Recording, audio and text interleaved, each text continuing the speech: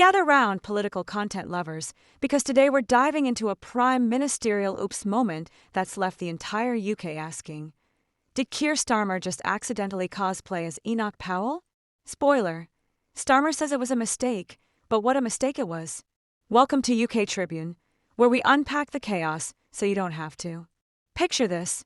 You're the Prime Minister of the United Kingdom, the cameras are rolling, and you're about to deliver a major immigration speech. But then, against all odds, you end up echoing one of the most controversial figures in British political history. It's like showing up at a family dinner wearing your ex's jumper. Technically innocent, but how did we get here? Last month, Prime Minister Keir Starmer stood before the nation and declared that without tighter immigration rules, Britain risks becoming an island of strangers, not a nation that walks forward together. On paper, that sounds like your standard political rhetoric. Wrong. Because someone in Downing Street clearly missed their history lesson. Here's where things get spicy. Enter Enoch Powell, a name that sends shivers down the spines of British politicians faster than a dodgy kebab after a night out in Magaluf. Powell delivered the infamous Rivers of Blood speech in 1968, a racist tirade that poisoned the immigration debate for generations. And guess what phrase he loved to fling around? That's right, Britain becoming a place of strangers. Now, sure, Powell's exact words were different, but the sentiment was close enough to make historians spit out their tea and political opponents sharpen their knives. It's like accidentally using Hitler's favorite font on your wedding invitations. Technically not the same, but read the room. The backlash was swift and brutal. Social media went into meltdown.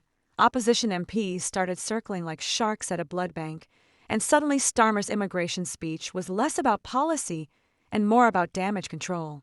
So how did the Prime Minister explain this faceplant? In a recent interview with The Observer, Starmer practically threw himself on his sword. I wouldn't have used those words if I had known they echoed Powell, he said. So, the honest mistake defense. Fair enough, but it raises some fascinating questions about quality control in number 10. How does the Prime Minister's speechwriting team, presumably full of people who study politics, miss this connection? It's like a chef being unaware that pineapple on pizza is controversial. How are you in this job? Starmer continued. I had no idea, and my speechwriters didn't know either. Now, nobody's saying the PM should memorize every racist speech from the past 60 years, but Rivers of Blood isn't exactly obscure. It's more like forgetting the Beatles existed.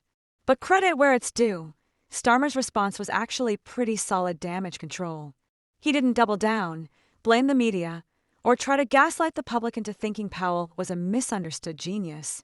He said, I deeply regret using it, which in political speak means, I've learned my lesson, please don't crucify me.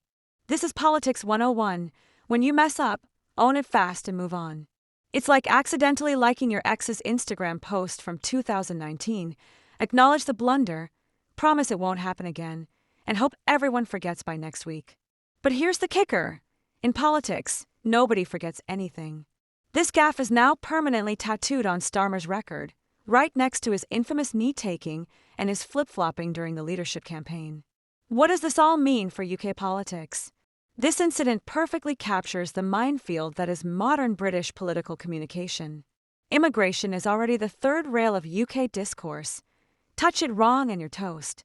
Add historical baggage, social media amplification, and opposition parties looking for blood, and you've got a proper political storm in a teacup. The real tragedy here isn't just that Starmer made the gaffe, it's that it overshadowed what could have been a meaningful policy discussion. Instead of debating immigration numbers, integration strategies, or economic impact, the nation spent a week arguing over whether the Prime Minister accidentally channeled a 1960s racist. It's like trying to have a serious conversation about climate change while everyone's distracted by whether Greta Thunberg's outfit matches her PowerPoint slides. We're missing the forest for the trees, and the trees are on fire. This fiasco also exposes a bigger problem, the state of political communication in this country. If your speechwriters can't spot glaring historical parallels and your fact-checkers are apparently asleep, maybe it's time for a staff shakeup. At the end of the day, Starmer's Island of Strangers moment was probably just an embarrassing mistake, not a sinister dog whistle. But it's a masterclass in how not to do political communication in 2024. The lesson? Know your history, check your phrases, and maybe hire a speechwriting team that doesn't think Enoch Powell was a Harry Potter character. What do you think? Innocent mistake or political incompetence? Drop your thoughts below. And if you enjoyed this breakdown, hit subscribe, because with this government, another scandal is always just around the corner. Until next time, keep your references clean and your gaffes to a minimum.